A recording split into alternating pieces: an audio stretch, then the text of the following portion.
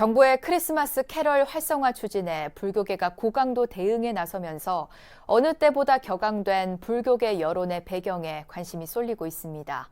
공공 영역에서 수시로 발생하는 심각한 종교 편향 문제를 해결하기 위해선 근본적이고 총체적인 개선책이 마련돼야 한다고 전문가들은 지적합니다. 박준상 기자의 보도입니다. 문화체육관광부가 10억 원의 국가 예산을 들여 추진하는 캐럴 활성화 캠페인을 대하는 불교계의 격앙된 여론은 크게 확산되는 모습입니다.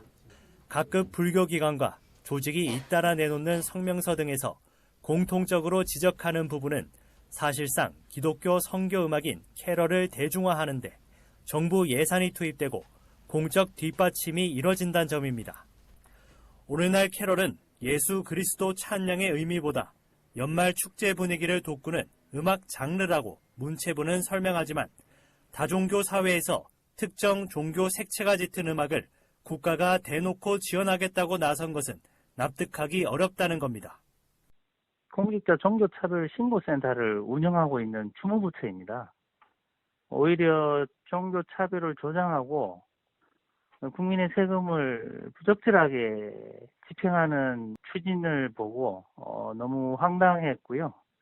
다른 공공기관 그리고 지방자치단체에도 모두에게 이렇게 해도 되네? 라고 하는 잘못된 신호를 주게 되기 때문에 특히 조계종이 캐럴 활성화 캠페인을 두고 대한민국 국교가 기독교임을 앞다퉈 선언하는 행위라고까지 지적하며 강력 대응책을 준비하는 배경과 근본 원인을 살펴봐야 한다는 지적이 나옵니다.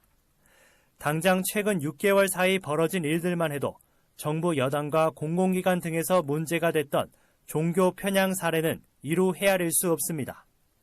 지난 6월에는 대구 시립합창단이 4년간의 공연음악 198곡 중 88곡을 찬송가로 채운 사실이 드러나 대구시가 재발 방지를 약속하며 공식 사과하는 일이 있었고 8월에는 경기도 광주시가 불교 성지 천진항 코스를 천주교 성지 순례길로 조성하겠다고 협약해 논란이 일자 결국 사업 재검토를 선언했습니다.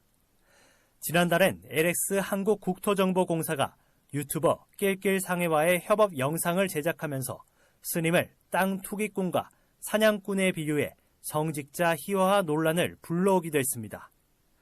더불어민주당 정청래 의원은 올가을 국정감사에서 국립공원 내 문화재 관람료를 통행세로 지칭하고 징수 사찰을 봉이 김선달로 매도하는 등 심각한 불교 폄훼 발언으로 불자들에게 깊은 상처를 입혔습니다.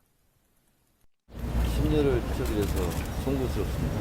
오늘 좀 사과를 좀 드리러 왔는데 좀 허락해 주십시오. 지금 상황이 여러모로 좋지가 않으니 다음으로 좀 해달라고 또 말씀을 드렸는데 굳이 오늘 와주셔가지고 좀 여러 가지 불편한 점이 없지 않아 있습니다.